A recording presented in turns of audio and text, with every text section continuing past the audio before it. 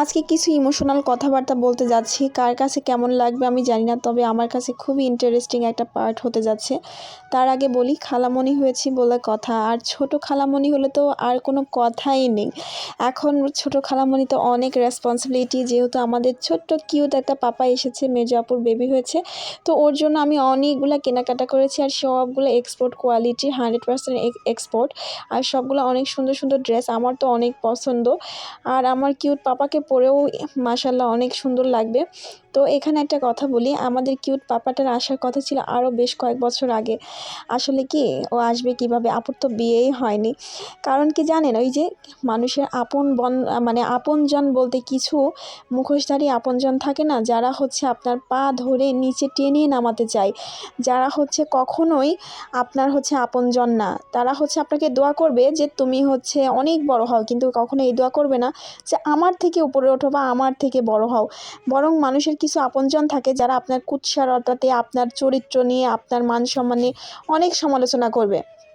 কিছু মানুষ থাকে না, যে দেখবেন আপনজন হলো তারাই, আপনি যতই ভুল করেন না কেন আপনার সমস্ত দোষ তারা ঢাকবে। কিন্তু ওই সমস্ত আপনজনরা কি করবে জানেন? ঢাক ঢোল পিটিয়ে আপনি যতটুকু করেননি তার থেকেও বেশিটা রটাবে, রটায়ে আপনাকে হেয় প্রতিপন্ন করতে চাইবে। এটা এক এক প্রকার তাদের হচ্ছে মানে মনের খায়েশ আর কি, তাদের কোনো লাভ লস নাই। কিন্তু ওটা হচ্ছে তাদের, এটাও অবশ্য তাদের এক প্রকার লাভই, তারা হচ্ছে মনে মনে বিনোদন নেয়, আনন্দ পায়। এই ক্যাটাগরির কিছু কিন্তু মানুষ থাকে।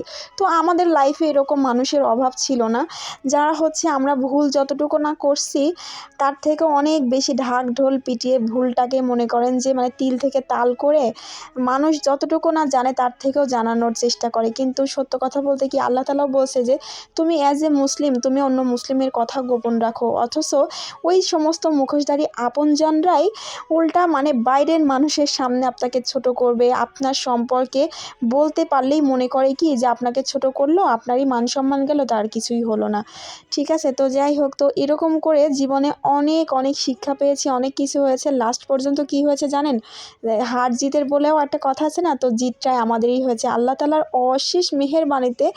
আজকে সব কিছু মিলাই আলহামদুলিল্লাহ।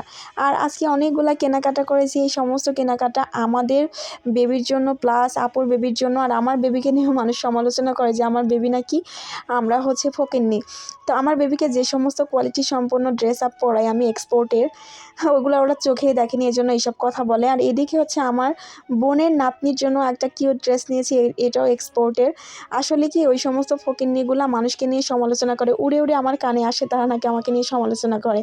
কারণ কি জানেন, ওই যে ওরা তো চিমকি পাথর পুঁথি লাগানো জিনিসটাকে মনে করে কি যে অনেক দামি পোশাক। যাই হোক, তো এখানে হচ্ছে বাসার জন্য কিছু